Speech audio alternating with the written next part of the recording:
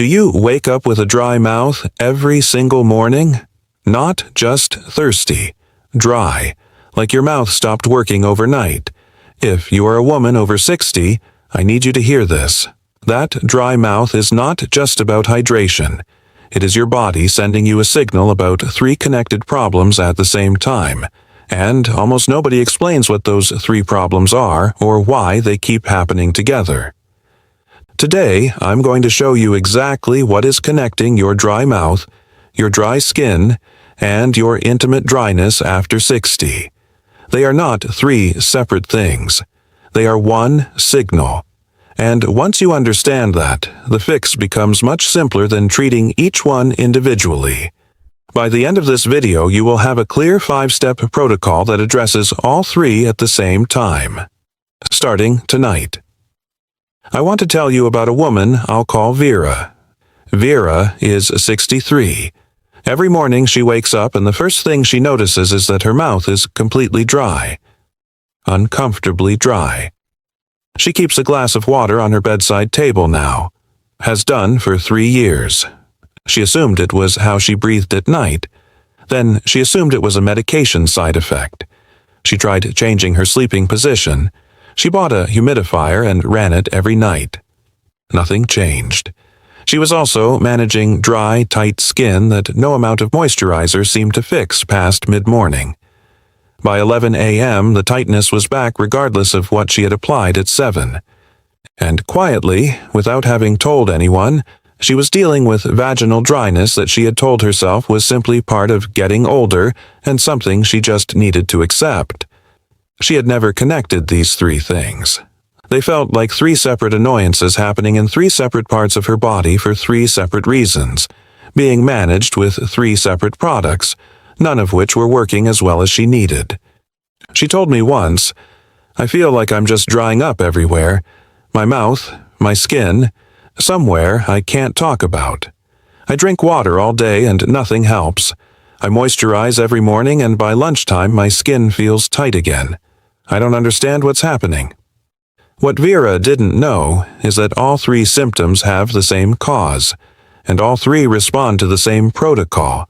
She was managing 3 separate problems when she only had 1.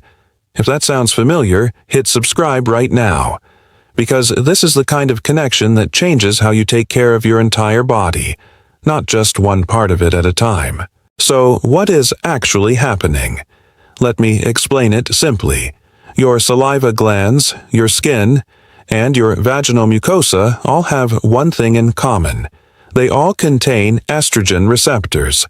When estrogen was abundant in your body, these receptors received constant signals to produce moisture, maintain tissue thickness, and keep surfaces healthy and lubricated. Estrogen was the master hydration signal for all 3 systems simultaneously. After menopause, when estrogen declines significantly, all 3 systems receive a weaker signal at the same time. Saliva production decreases. Skin moisture retention decreases. Vaginal mucosa thins and dries. Not because 3 separate things went wrong, because one hormonal signal dropped and 3 moisture-dependent tissues responded to that drop at the same time. Research published in the journal Menopause confirmed that postmenopausal women have significantly lower salivary flow rates than premenopausal women, and that this reduction correlates directly with estrogen levels. A separate review in the journal Oral Diseases found that postmenopausal women are significantly more likely to experience dry mouth, with some estimates suggesting that up to 30% of women over 60 experience clinically significant oral dryness. And, crucially, the same review noted a consistent overlap between oral dryness, skin changes, and vaginal dryness in this population. Think about that for a moment. 3 symptoms that most women manage separately, sometimes for years, are clustering together in the same women for the same underlying reason. The researchers used a phrase that should have become common knowledge but hasn't. They called it mucosal dryness syndrome. This is not 3 random symptoms. This is one systemic change expressing itself in 3 visible locations. Your body is not drying up randomly. It is telling you the same thing through 3 different voices. and it has been speaking to you every morning when you reach for that glass of water. Now let's talk about what to do about it. 5 steps. Each one addresses all 3 locations simultaneously. Step 1. Change how you hydrate. Most women with morning dry mouth try to solve it by drinking more water during the day. But quantity of water is not the primary problem. The issue is where the water goes after you drink it. If your body lacks certain electrolytes and minerals, water passes through your system without being retained in your tissues. It doesn't reach your saliva glands effectively. It doesn't stay in your skin cells. It doesn't hydrate your vaginal mucosa. The shift is adding electrolytes and minerals to your water, not a sports drink with sugar and artificial ingredients. A pinch of good quality salt and a small amount of magnesium in your water, or clean electrolyte product without sugar, fundamentally changes how your body absorbs and distributes that water to tissue. Start your morning with a large glass of water with a small pinch of salt before anything else. This primes your body's fluid distribution system before the cortisol of the morning depletes your moisture reserves further. Step 2. Add omega-3 fatty acids to every day without exception. We have covered omega-3s in previous videos for their role in the lipid barrier of the skin and the intimate tissue. Here, the relevant mechanism is slightly different and worth understanding clearly. Omega-3 fatty acids support the health and secretory function of all exocrine glands. Exocrine glands are the glands that produce secretions outward. Saliva glands, skin glands, and cervical glands all belong to this category. After menopause, as estrogen declines, the secretory activity of all these glands decreases. Omega-3 fatty acids provide the lipid building blocks these glands need to maintain their structure and secretory function. In postmenopausal women, omega-3 supplementation has been shown in clinical research to support saliva production, skin moisture retention, and vaginal lubrication through the same underlying lipid mechanism. One daily supplement doing 3 jobs simultaneously.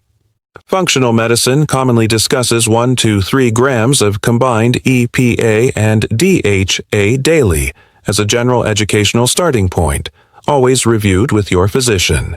Fatty fish 3 times a week, salmon, sardines, mackerel, provides strong dietary support. Results across all 3 tissues typically appear within 4 to 6 weeks of consistent daily use. Step 3. Increase vitamin A intake through food and consider topical application. Vitamin A is essential for the health and function of all epithelial tissue.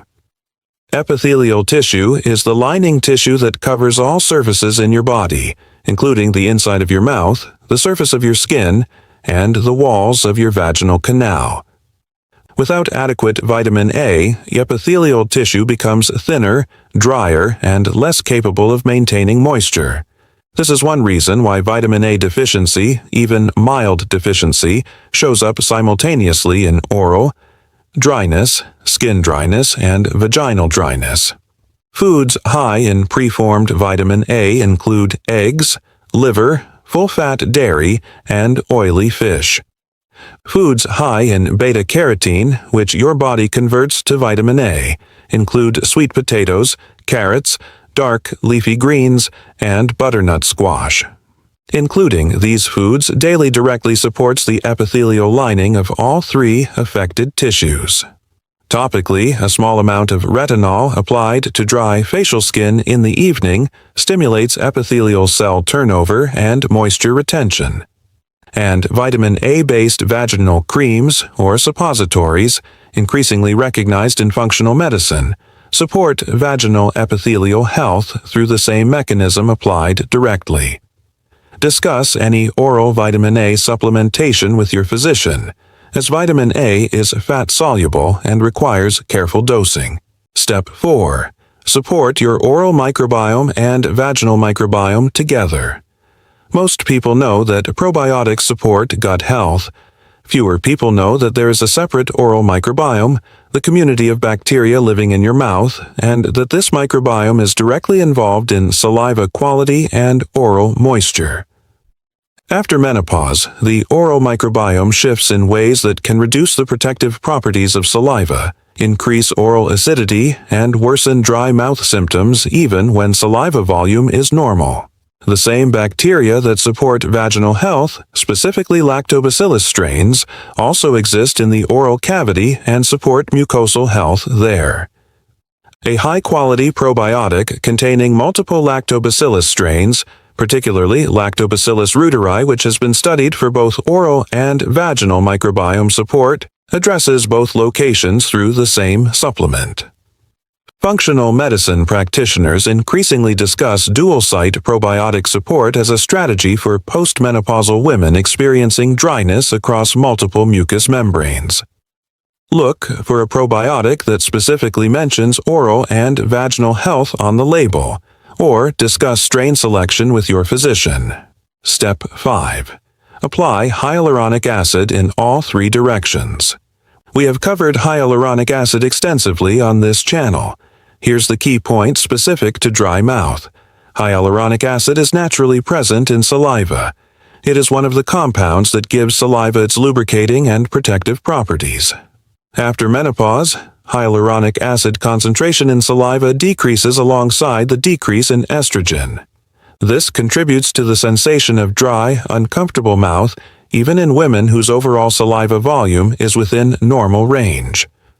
Oral hyaluronic acid, taken as a daily supplement, distributes systemically and supports hyaluronic acid levels in all 3 affected tissues simultaneously.